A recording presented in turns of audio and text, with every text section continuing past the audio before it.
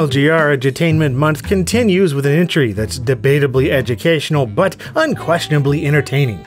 The Typing of the Dead. Originally released to Japanese arcades in 1999 with North American Sega Dreamcast and PC ports arriving in 2001. And today we're taking a look at the latter, a Windows version built for PCs equipped with at least a 233MHz Pentium 2 and an 8MB Direct3D graphics card.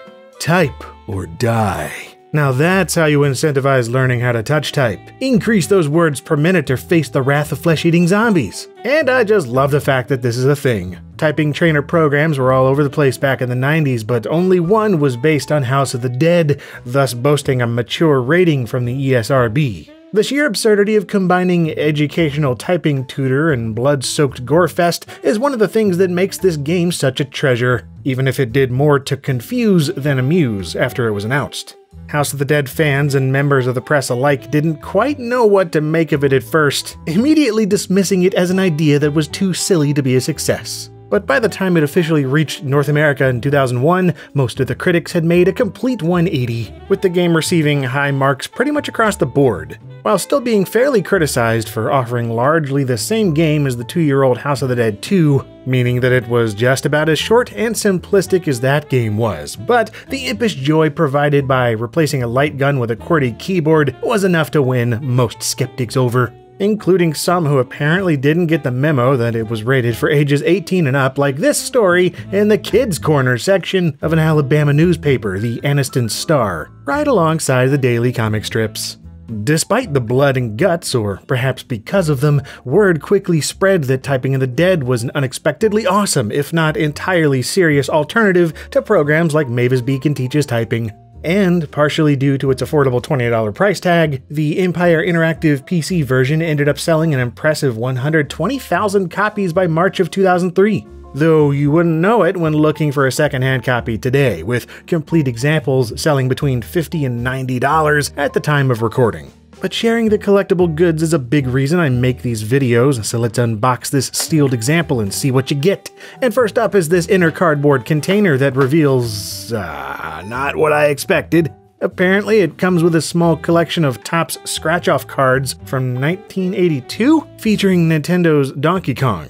Huh. Yeah, I mean, this was definitely the first time it's been opened. The factory seals were very much intact, but being that it was never sold shrink-wrapped, I guess someone jammed these cards into the box between the slits in the cardboard for some reason. Anyway, there's also the CD-ROM of the game itself, sealed inside a clear jewel case, alongside an insert that's only the front artwork, not a manual or anything. For that, Empire Interactive provided a surprisingly lengthy black and white survival guide, featuring 24 pages of instructional documentation that was undoubtedly typed out by someone with plenty of zombie killing experience.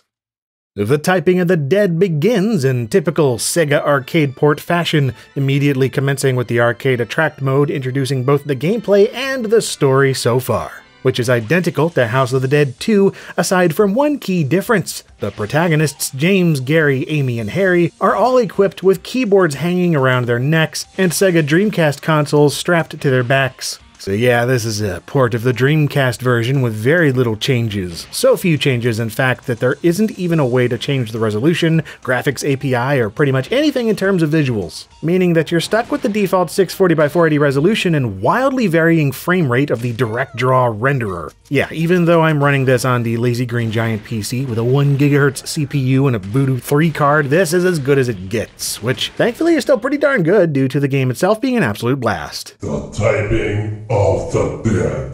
You've got 6 game modes to choose from, with the most educational one being the tutorial mode. Hi, my name is James. I'm an AMS agent. Being able to touch type or not is a matter of life or death. This is what happens if you can't touch. I think you get the picture. Again, talk about incentive for improving your typing skills. Hunting and pecking is a death sentence, so pay attention and learn those home keys. There's also a drill mode, featuring a variety of skilled tests to help typists of all experience levels practice typing speed, accuracy, special keys, and reflexes. And this is just well-made stuff for a typing tutor program of any kind, much less one with such high levels of tongue-in-cheek humor. While I don't have any evidence that this was ever used in a classroom, it certainly could have been. This is honestly and surprisingly a great choice for legitimately learning how to type both quickly and efficiently, with plenty of options for specifically targeting problem areas and improving them. Once you're equipped with all the tenacity of a top-notch typist, you're ready to type some zombies. The two main modes are original and arcade mode. There are 6 chapters to choose from either way, and 3 difficulty levels with multiple options for lives and continues, again mirroring House of the Dead 2. But now, it's time to type or die. We're meeting G over there. What?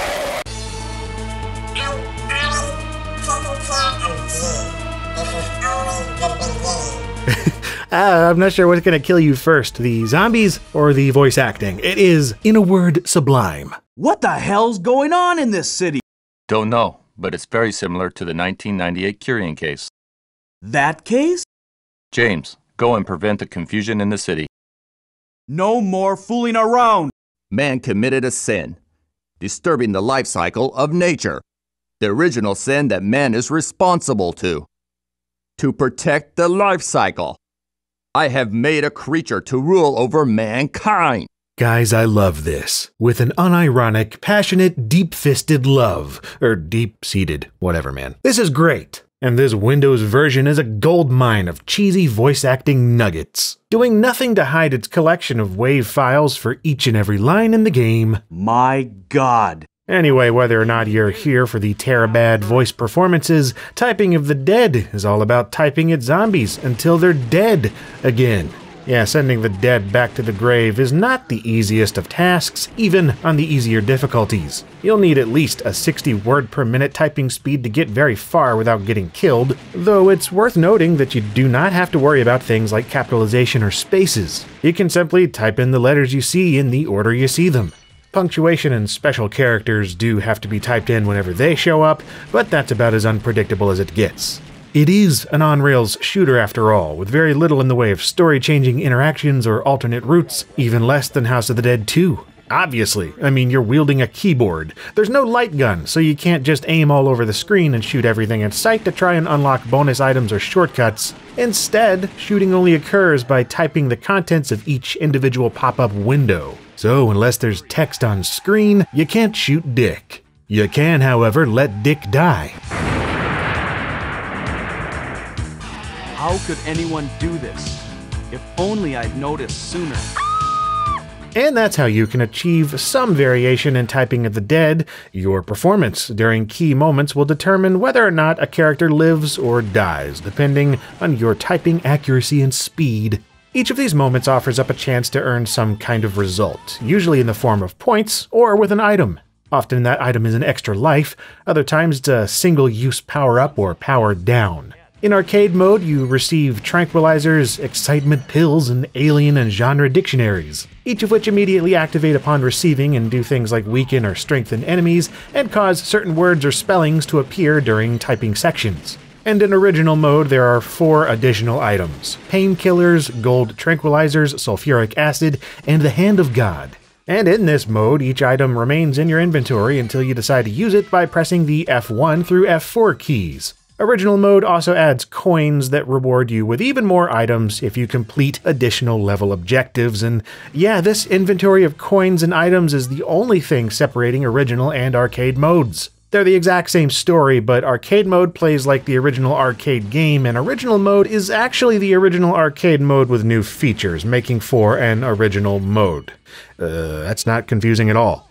No matter what you play though, swarms of zombies await execution at your fingertips. Type them in the chest, type off their arms and legs, type them in the head, type them off the road until their car explodes. Very rarely does typing cause so much collateral damage. Unless you're talking about damage to hearing, which is something folks have complained about with my choice in keyboards over the years.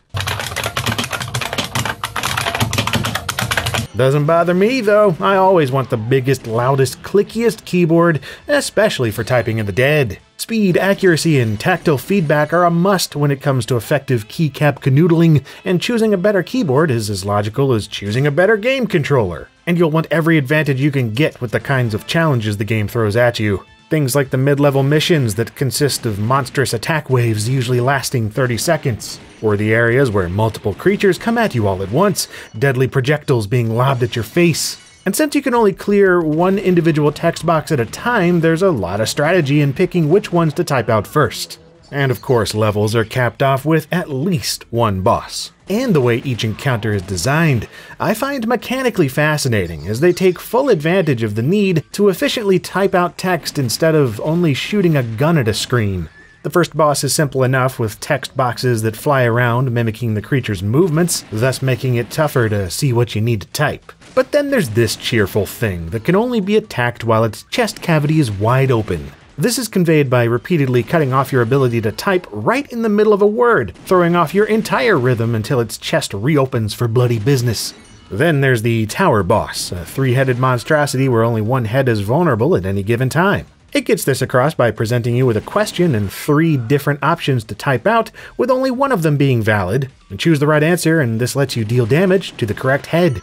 Then with the giant chainsaw guy, the high tension of this corridor chase scene is upheld by making you type much longer sentences. Sentences that end up creating a story that's often so utterly absurd that it's distracting, making it that little bit more difficult to stay focused. Yeah, I love these bosses. And it seems Sega did too, since they included a standalone boss rush mode outside of the main story. I mean, think about it. They could have taken the lazy way out and made bosses toss a pile of tricky words and letters at you and called it a day, but nope. Instead, they got creative and made typing interactions that actually fit each boss, like type attacking individual magic fireballs or answering pop quiz questions that grow progressively more unusual towards the end.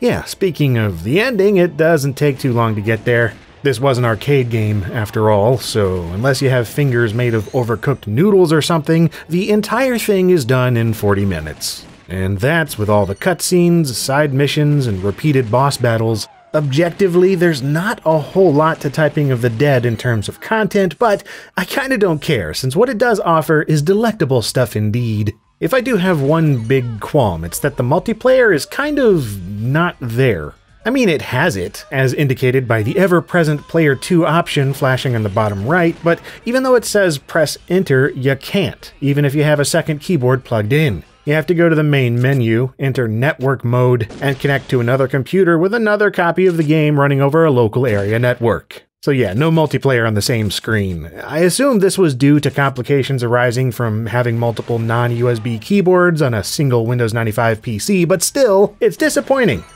Despite the extra effort required for multiplayer, the game is still well worth experiencing again and again if you can find a copy. I'd say grab the Dreamcast port over the PC version, but either way, Typing of the Dead is one stupidly fun game to return to again and again.